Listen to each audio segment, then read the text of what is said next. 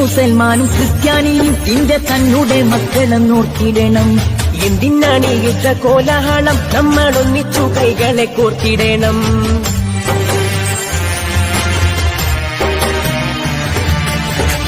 മുസൽമാനും ക്രിസ്ത്യാനിയും നിന്റെ തന്നുടെ മക്കളെന്നോർത്തിടണം.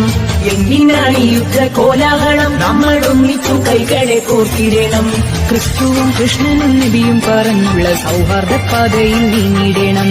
ക്രിസ്തുവും കൃഷ്ണനും നബിയും പറഞ്ഞുള്ള സൗഹാർദ്ദ പാതയിൽ നീങ്ങിടണം. അകവെടിയണം, കനലൊതുങ്ങണം, ഇനി സ്നേഹം നിറയണം. ഇതിഹാസ ഭാരതത്തിൽ സംസ്കാരം കാക്കണം. അകവെടിയണം, കനലൊതുങ്ങണം, ഇനി സ്നേഹം നിറയണം. ഇതിഹാസ അടിയന്തര ഘട്ടങ്ങളിലുള്ള രക്തദാന ക്യാമ്പും വിദ്യാഭ്യാസത്തെ പരിശോധിപ്പിക്കുവാൻ വേണ്ടിയിട്ടുള്ള ഉന്നമനത്തിന് വേണ്ടിയിട്ടുള്ള കരിയർ ഗൈഡൻസ് ക്ലാസുകളുമായിട്ട് ഇങ്ങനെ അനേകം പ്രവർത്തനങ്ങളുമായിട്ട് നല്ല രീതിയിലാണ് ആസ്കർ ആലമ്പാടി ഇതുവരെ മുന്നോട്ട് പോയിട്ടുള്ളത്.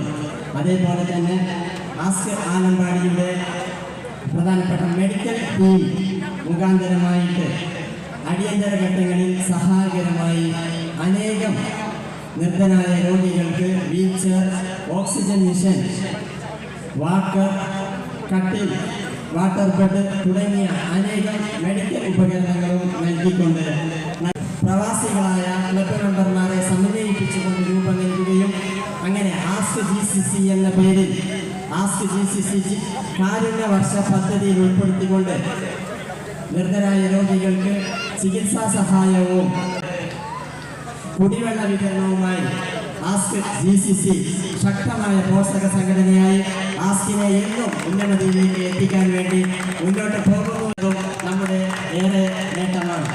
അതേപോലെ തന്നെ 2019-20 കാലഘട്ടത്തിൽ തന്നെ ജില്ലയിലെ മികച്ച യൂത്ത് ക്ലബിനുള്ള നെഹ്റു യുവ കേന്ദ്രയുടെ പുരസ്കാരം, സ്വച്ഛ് ഭാരത് മിഷന്റെ പുരസ്കാരം, JCI കാസർഗോഡിന്റെ പുരസ്കാരം, ബ്ലഡ് ഡൊണേഴ്സ് കേരളയുടെ പുരസ്കാരം എന്നിവയുമായി നല്ല രീതിയിൽ പ്രവർത്തനമെന്ന് നിങ്ങൾ കണ്ടിട്ടുണ്ടാവില്ല.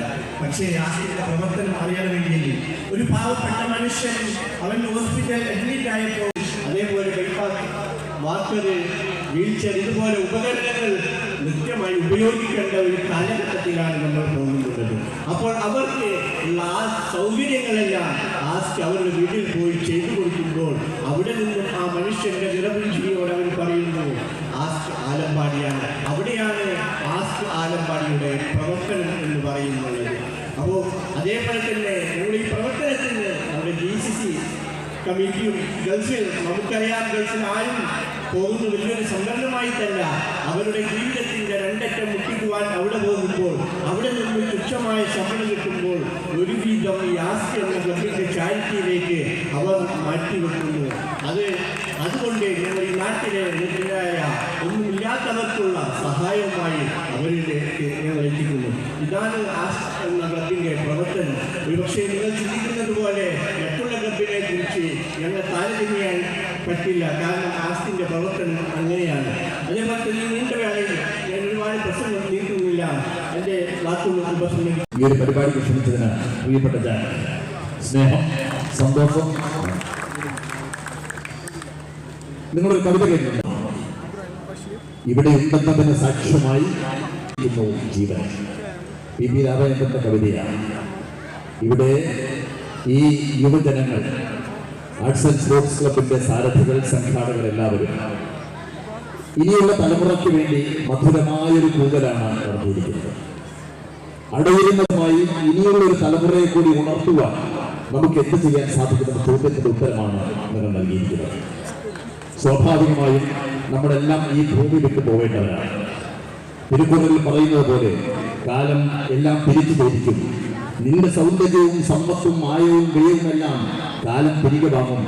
അൻപേ പേശു ഇനിമയാക പേശു ചിന്തിത്ത പേശു നന്മയേ പേശു ഉണ്മയെ പേശു പേശാതിരുന്നും പഴക് എന്ന് തിരുക്കുറളിൽ പ്രവചിച്ചിട്ടുണ്ട്.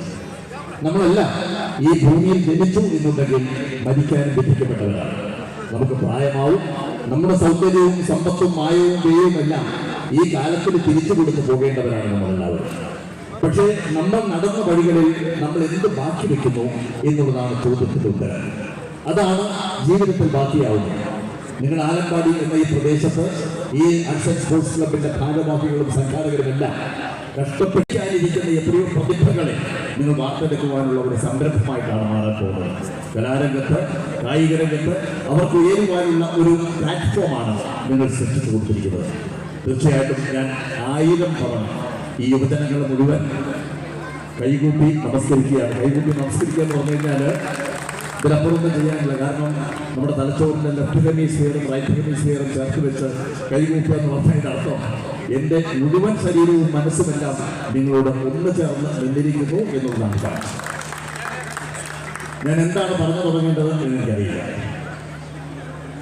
കാസർഗോഡ് ഇപ്പം ഞാൻ താമസിക്കുന്ന കുറച്ച് കാലം കഴിയുമ്പോൾ, കുറച്ച് വർഷങ്ങൾ കഴിയുമ്പോൾ ഞാനും നിങ്ങളെപ്പോലെ ഒരു കാസർഗോട്ടുകാരനായിട്ട് മാറാൻ പോവുകയാണ്.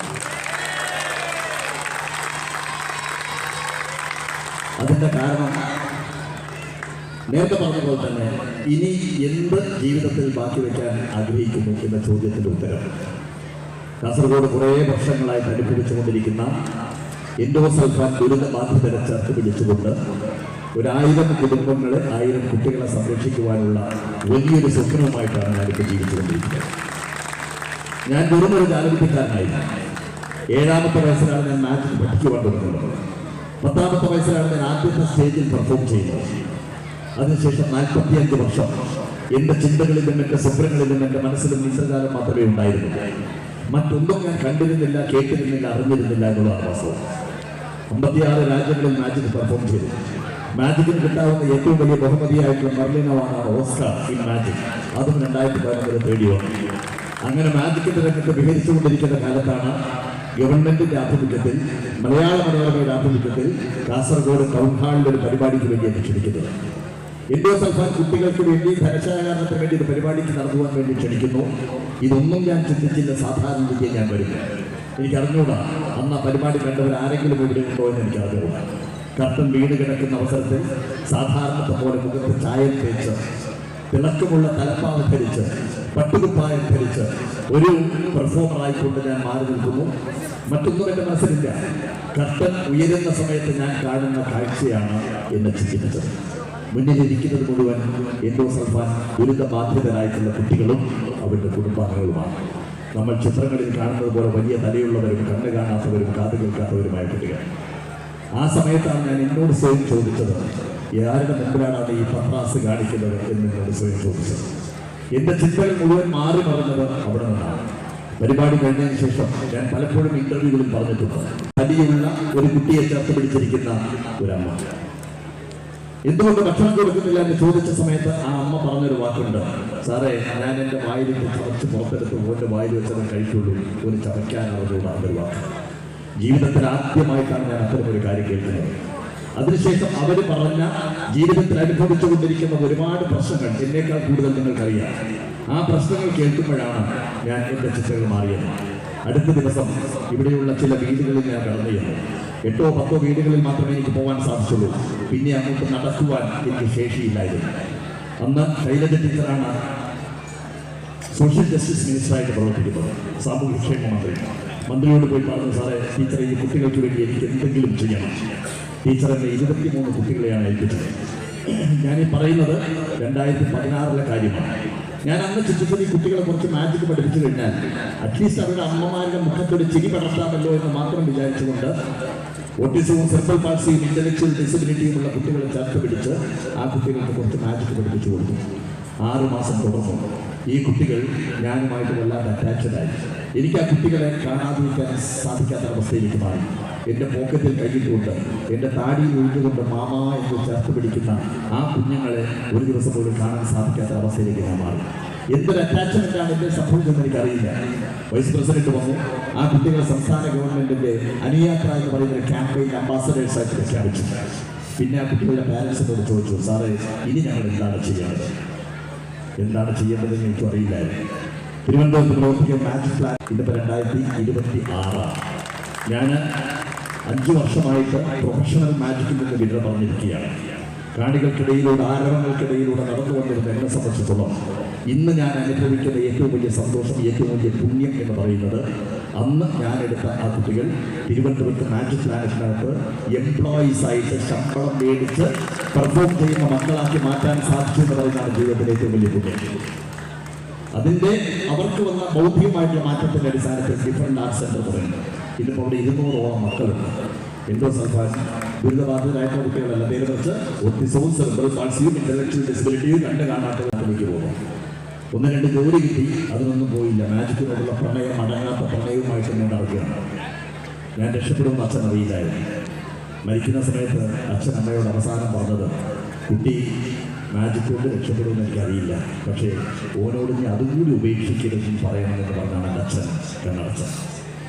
ഇതേ അച്ഛനത് ആണോ എന്നറിയില്ല. MK ലൂക്ക എന്ന് പറയുന്ന ഒരു മനുഷ്യൻ ഡിഫറെൻ്റ് ആർട്സ് സെൻറ്ററിൽ ഉണ്ടായിരുന്നു. അദ്ദേഹം പറയുന്നു, ഗാന്ധിജിയുടെ കണ്ണിലേക്ക് നോക്കുവാൻ എനിക്ക് ധൈര്യമുണ്ടായിരുന്നില്ല, കാരണം അദ്ദേഹത്തിൻ്റെ കണ്ണ് നിറഞ്ഞു പോകുമെന്ന് എനിക്കറിയില്ല. പക്ഷേ ഒന്ന് ഞാൻ കേട്ടു, കസ്തൂർബയോട് മഹാത്മാഗാന്ധി പറയുന്നത് ഞാൻ കേട്ടു, മക്കൾ തള്ളി പറയട്ടെ, സമൂഹം മുഴുവൻ തള്ളി പറയട്ടെ, പക്ഷേ എൻ്റെ ജീവിതത്തിൻ്റെ അവസാനം വരെ ഞാൻ സത്യത്തിന് വേണ്ടി ഈ ലോകത്ത് നിലകൊള്ളും എന്ന് പറഞ്ഞു മഹാത്മാഗാന്ധി. ഞാൻ അതുകൊണ്ടാണ് നിങ്ങളോട് പറയുന്നത്, നിങ്ങൾ ചെയ്തുകൊണ്ടിരിക്കുന്ന മഹത്തരമായിട്ടുള്ള കാര്യമാണ്. സത്യത്തിന്റെ പാതയിലൂടെ നിങ്ങൾ യാത്ര ചെയ്യുമ്പോൾ ഈ സോഷ്യൽ മീഡിയയിൽ അനാവശ്യമായിട്ട് കാര്യങ്ങൾ കുറിച്ചു വെക്കുന്ന ആ യുവതലമുറയെ മാറ്റിയിട്ടുകൊണ്ട് ആർട്സ് രംഗത്ത്, സ്പോർട്സ് രംഗത്ത് അവരെ പ്രാവീണ്യരാക്കിക്കൊണ്ട് ജീവിതത്തിന് അർത്ഥമുണ്ടാക്കുക എന്ന തരത്തിലേക്കാണ് നമ്മളൊക്കെ മാറേണ്ടത്. നമ്മൾ എന്ത് ചെയ്തു എന്നുള്ളതാണ് കാലം വിലയിരുത്തുന്നത്. നമ്മൾ എങ്ങനെ ജീവിച്ചു ഇതല്ല, നേരെ മറിച്ച് ഈ സമൂഹത്തിന് വേണ്ടി നിങ്ങൾ നടന്ന വഴികളിൽ നിങ്ങളുടെ കാൽപാദങ്ങൾ പതിച്ചു വെച്ച് ഈ ഭൂമിയിൽ നിന്ന് പിരിഞ്ഞു പോകുവാൻ ബാധ്യസ്ഥരാണ് നമ്മൾ എല്ലാവരും. ഇനിയുള്ള തലമുറയ്ക്ക് വേണ്ടി നിങ്ങൾ എന്ത് ചെയ്യുന്നു എന്നാണ് പ്രധാനം. അതുകൊണ്ട് ആ രീതിയിൽ ജീവിക്കുക. 2 ഹൈഡ്രജനും 1 ഓക്സിജനും ചേർത്ത് വെച്ചു കഴിഞ്ഞാൽ വെള്ളമുണ്ടാകും എന്നുള്ളതല്ല ശാസ്ത്രം. നേരെ മറിച്ച് ദാഹിച്ചു നിൽക്കുന്ന ഒരാൾക്ക് വെള്ളം ഒഴിച്ചു കൊടുക്കുന്ന യുവാക്കളായിട്ട് നിങ്ങൾക്ക് മാറുവാൻ സാധിക്കുമോ? അതാണ് മാനവികത എന്ന് പറയുന്നത്. ദാഹിക്കുന്ന ഭഗിനി കൃപാരസ മോഹനം ഉള്ള തണ്ണീരുദാശിനി ഓമലേ തരി തെല്ലെന്നത് കേട്ട് രാമനോഹരി അമ്പരന്നോടിനാൾ അല്ലെന്ന് കഥീത് കഷ്ടമേ അല്ലരാളെന്ന് ജാതി മറന്നതോ എന്ന് ചോദിച്ചപ്പോൾ ജാതി ചോദിച്ചില്ല ഞാൻ സോദരി.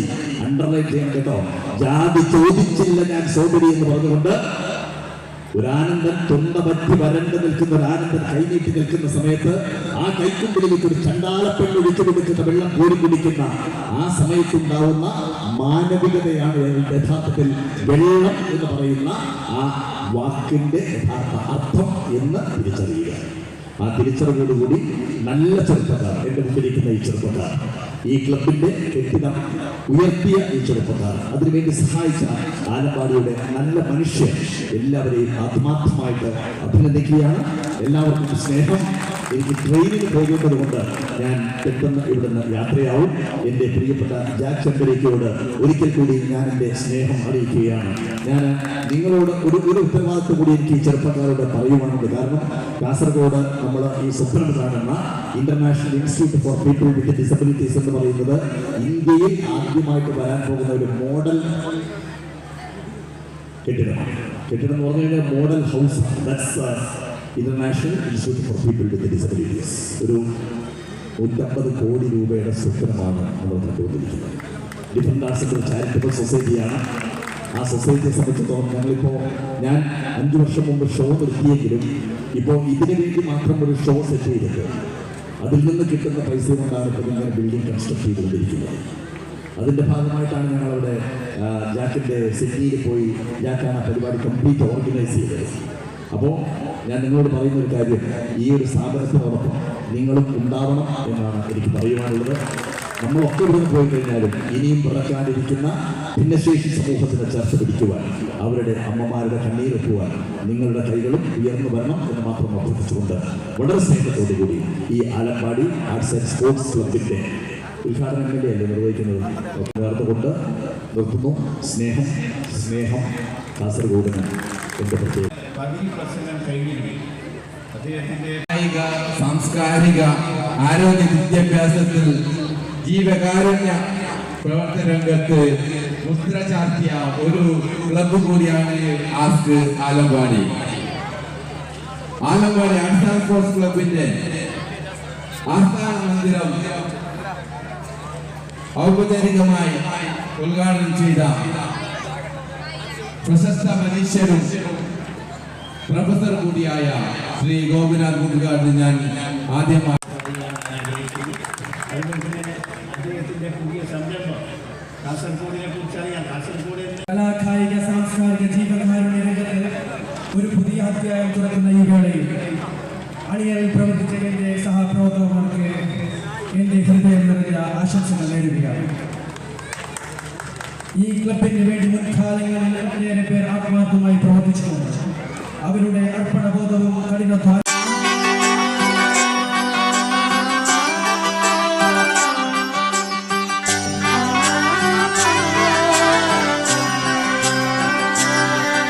ഇവളണിയും പൊന്നല്ലേ കനവുണരും ദിനമല്ലേ മുഞ്ചത്തി പെണ്ണിൻ നിൻ മനം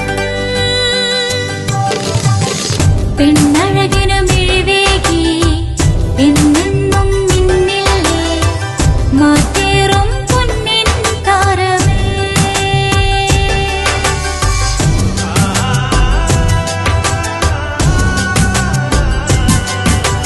സിറ്റി ഗോൾഡിൻ സ്വർണ്ണനിലാവല്ലേ City Gold, Gold and Diamonds.